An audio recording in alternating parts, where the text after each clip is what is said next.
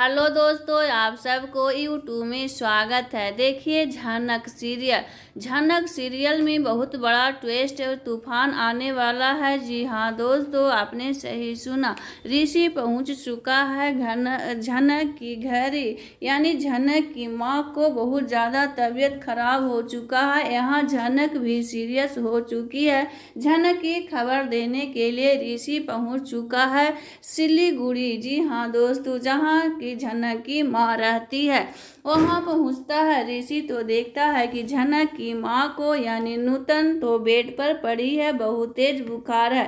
तभी ऋषि से सारी फीलिंग्स झनक की माँ बताती है और सारी सच्चाई बताती है कि उसके और झनक झनक के बारे में झनक की माँ कहती है नूतन की झनक एक बहुत अच्छी लड़की है। जमाई बाबू, आप उसे अपनाए या ना अपनाए, या प्यार दें या ना प्यार दें, लेकिन मेरी झनक को अच्छी से रखिएगा, उसे कोई दिक्कत नहीं करिएगा। मेरे अलावा उसको कोई नहीं है, उसके बाबा भी नहीं है। मैं भी इस हालात में आ चुकी हूँ कि मैं उसे मिलने भी नहीं जा सकती। तब ऋषि बताता है कि झनक को एक एक्सीडेंट हो चुका है। वो सुनकर तो नूतन बहुत ज़्यादा घबरा जाती है। झनक की माँ और अपने फीलिंग्स और अपनी पूरी सच्चाई बता देती है कि मेरे साथ भी ऐसा ही कुछ हुआ था जो मेरी बेटी के साथ हो रहा है।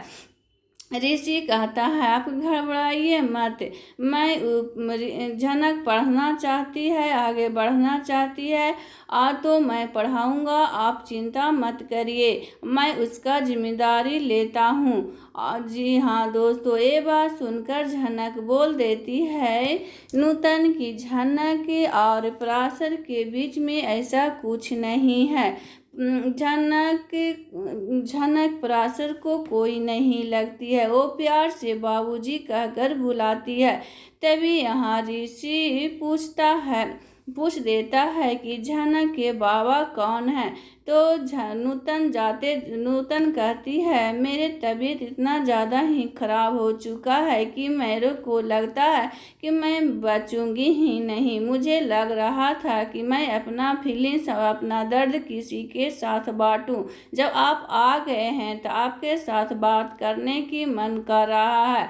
झनक की बाबा अनुरोध बोझ हैं। ये सुनकर ऋषि घबरा जाता और एक लेटर लिखवा कर लाता अनुरोध लाता है नूतन से और अनुरोध बोस को देता है। अनुरोध बोस से लेटर पढ़कर इमोशनल हो जाता है, उसे आंख में आंसू आ जाता है। झनक ने लिखती है कि आपको कोई हमने धोखा नहीं दिया था, झनक मेरा और आपका बेटा है। ये सुनकर झनक के बाबा यानी अनुरोध बोस इमोशनल हो जाता है और ऋषि के साथ कहता है कि ऋषि या दीदी को नहीं पता चलना चाहिए, हालांकि कोई को घर में नहीं पता चलना चाहिए, नहीं तो मेरा लाइफ बहुत बड़ा खराब हो जाएगा।